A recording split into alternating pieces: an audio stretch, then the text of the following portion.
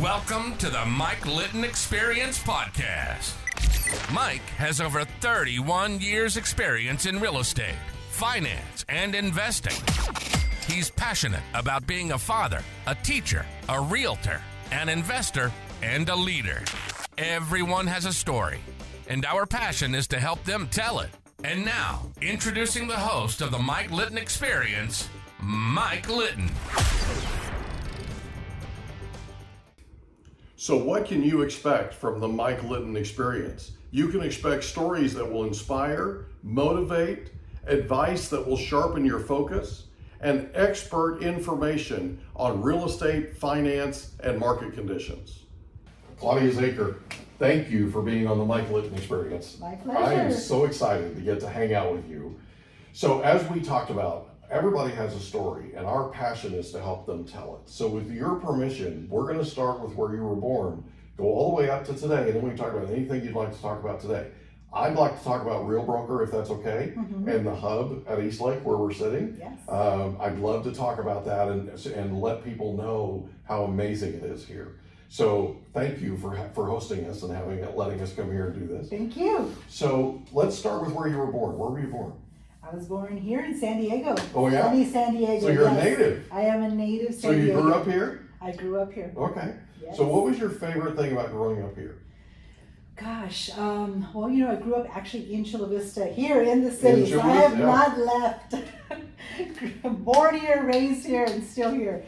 As much as I try to get away. I love just the close proximity to the border. Okay. Because my parents are both immigrants. Okay. Born in Mexico. Okay. I didn't know that. Okay. Yeah, That's so cool. a lot of my family is still in Mexico. So just growing up in a border town, we spoke Spanish at home. I don't think I learned English until probably I started kindergarten Wow. in school and learning English that way. But my parents, born in Mexico, came to the U.S. I was born, my brother was born.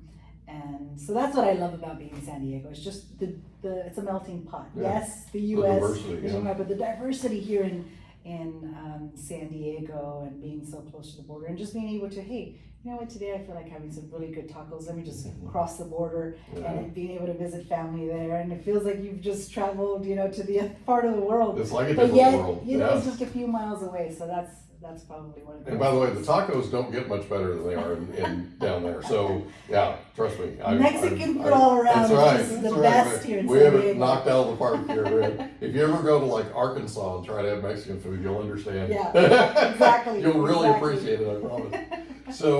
So you grew up here. Which high school did you go to? Castle Park High School. Okay. So what was your favorite subject in high school?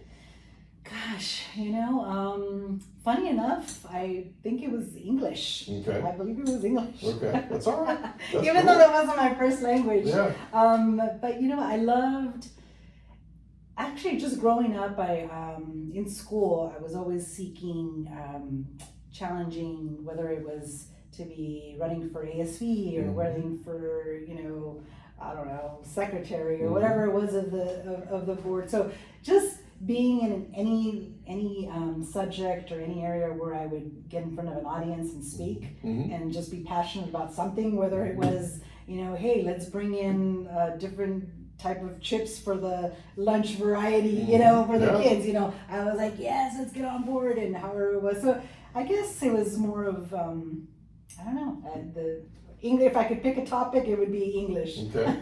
So you grew up as a change agent. Yes. And nothing's ever changed. Nothing's ever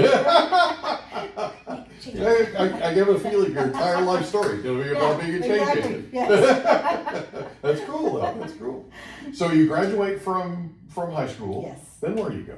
So then I went to community college, Okay. Southwestern College. Okay. So actually in high school, is when I attended a job fair. It was a job fair, I remember very clear, very vividly. And a female Latina FBI agent came to speak, and I attended one of her sessions. They gave you the breakout sessions of where you wanted to go and hear about different job careers. Yeah. And I attended one of her sessions, and I just fell in love, and I said, that's it. I want to become an FBI agent. Cool. I want to be in law enforcement or something to do with detective work. And that inspired me. I said, that's what I'm gonna study, and I'm gonna get into some sort of a law enforcement field. And that's where I was inspired by that. Yeah. I did have an uncle who was in law enforcement, and my aunt was in law enforcement as well. Okay.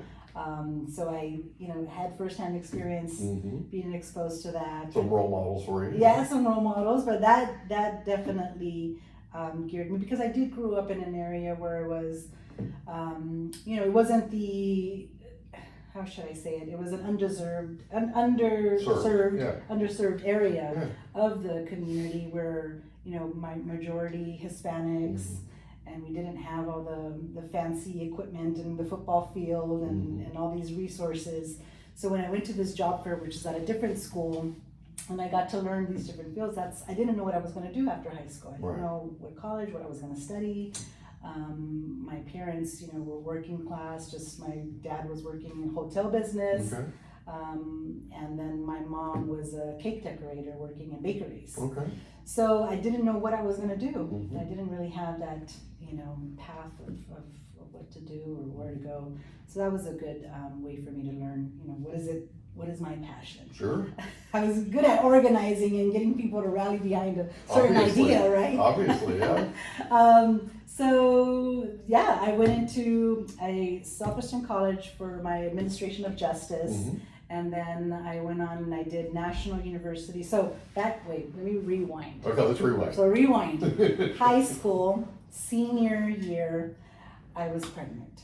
Oh. Yes. Okay. So I became a teenage mother. I was pregnant, and I grew up in a very Christian, very traditional family.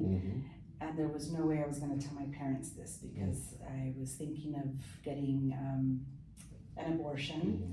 I wanted to continue my life, and I didn't know what to do. And now I'm getting personal, right? That's okay. This is your life story. It's okay. It doesn't get much more personal than this. Right? So back up, I was letterette. So I was part of the band, that helped hold the letters up for the school name. Straight A student. That does not surprise me. I was involved in many clubs. I played softball, so I was on the softball team. What position I was on did the you soccer team, softball catcher. Okay. So I played first base and catcher. Right. Which means you ran everything. What a shocker. Okay.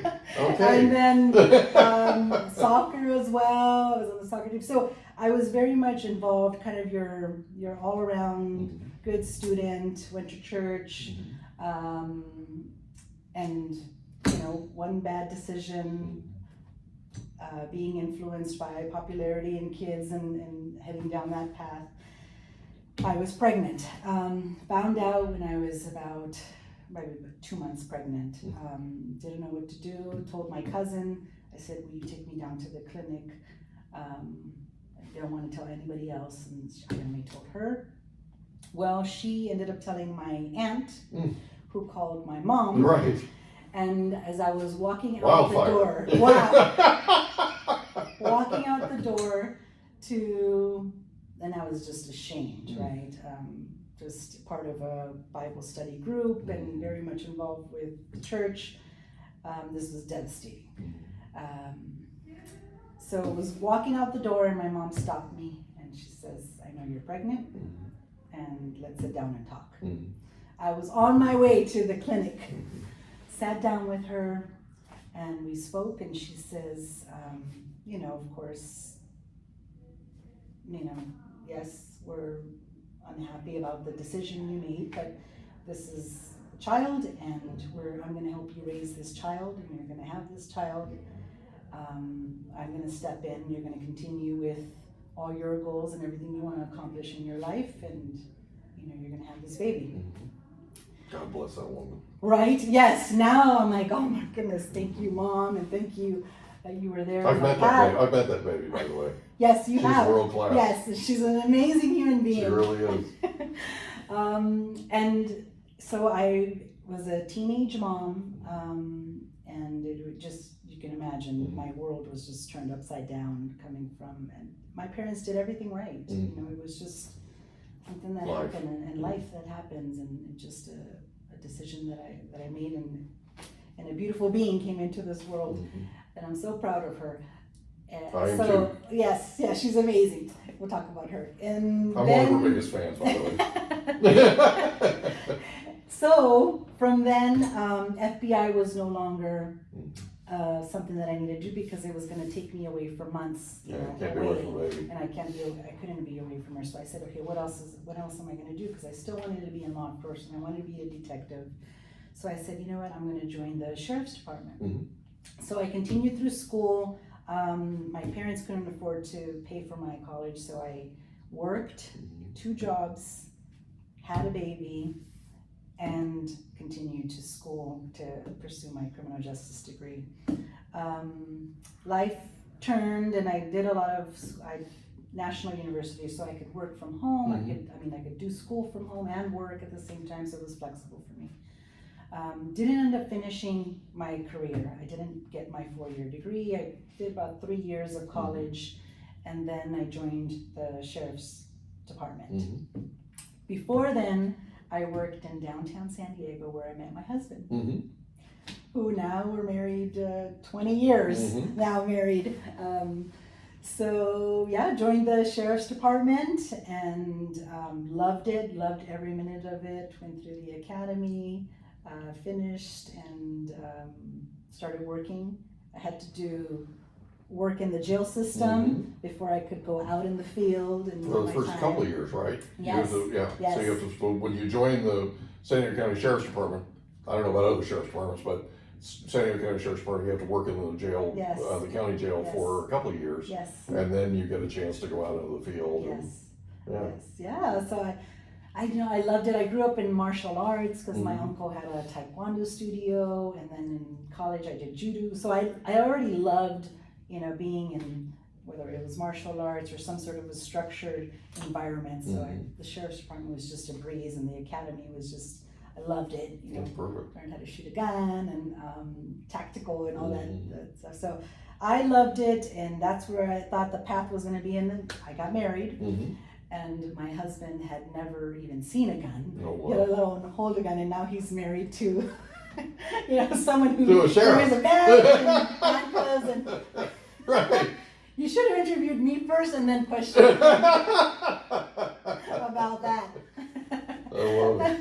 He would dress up in a suit and go. We didn't actually talk about any of that. Right? So this is all new. He would dress up in a suit, and it was tough because when you first start off, you're working graveyard shifts and the hard hours and not seeing your baby and not seeing your husband and being newly married. So it was a bit challenging, but we got through it. And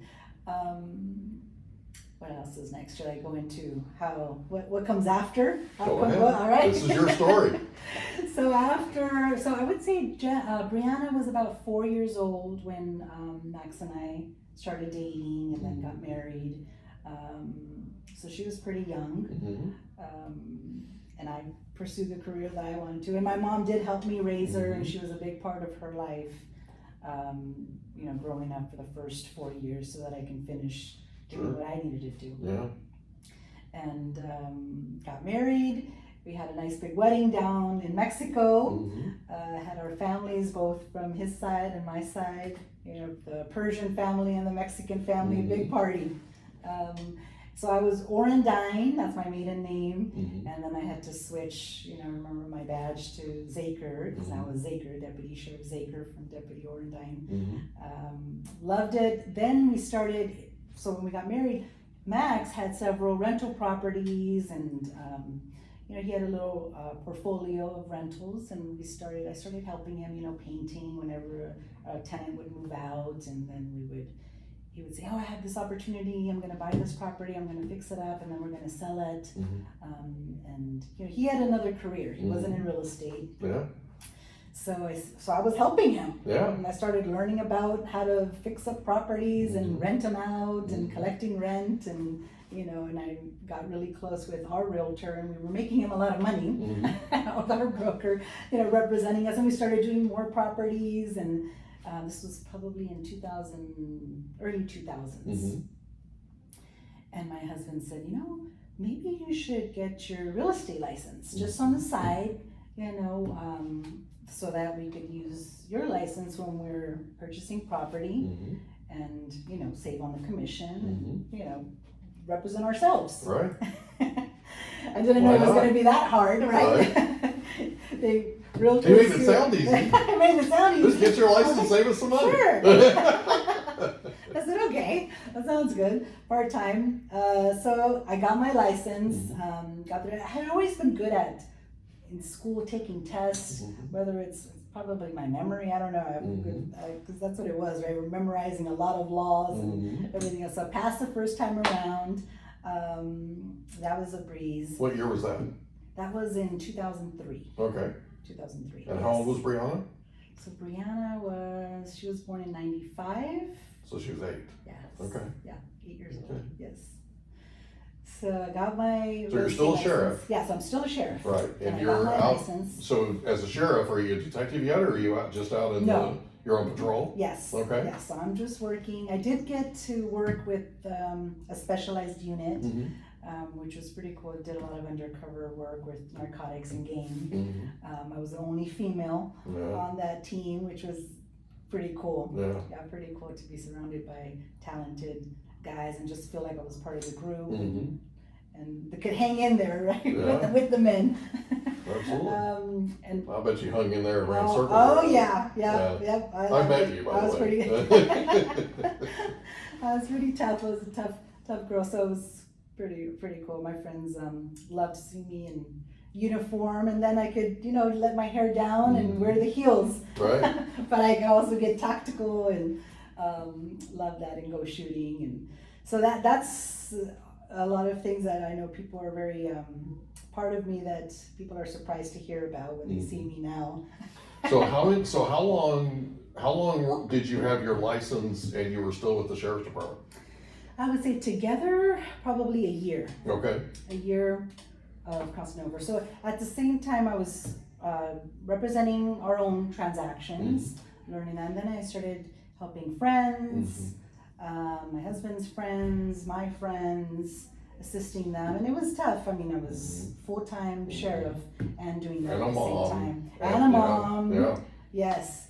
And then I started helping some coworkers as well, because they're like, "Oh, Claudia, you got your license?" Yeah. So I would say by the 5th transaction that I closed, I said, wow, I'm making more money in just 2 transactions and in the last 5 transactions that I've done in my career as a deputy sheriff. And I could wear a suit and I'm not in harm's way and I'm working, I can set my hours. I don't have to work, yes, I can be a mom. So I started rethinking, my career plans and what I wanted to do, and I was enjoying real estate. So I ended up making a move, and that was probably one of the toughest things that I did, is giving my notice because I spent so many years and since high school, that got in my head. That's right, it's been my life. And the camaraderie that you just build with those that you work with. I mean, I socialized with them outside of work, in work. You form that bond between them, and I was loving what I was doing. So it was a big move for me to switch from law enforcement into real estate full time. I can only imagine. But I knew it was, I was going to see my husband more, my family more. So I made the switch full time into real estate. And funny enough, the first several years, my clients, 90% of my clients were all law enforcement or fire. From the fire department, friends that I had, and they were just referring me to. So a lot of firefighters. It's a close-knit group. Yeah, close-knit group, yes. So that pretty much kicked off my career, is that sphere that I had. From, of course, and there would be jokes, We hope you enjoyed another episode of the Mike Litton Experience. If you did, do us a favor, smash that subscribe button, tell your friends, family, and coworkers about our program, and wherever you get your podcasts, please leave us a rating. It helps us to connect with quality people just like you. And that's a wrap. Another episode of the Mike Litton Experience in the books. Reach out to Mike on Instagram at Litton Realty. Want to meet with Mike? Check out calendly.com/Rio760.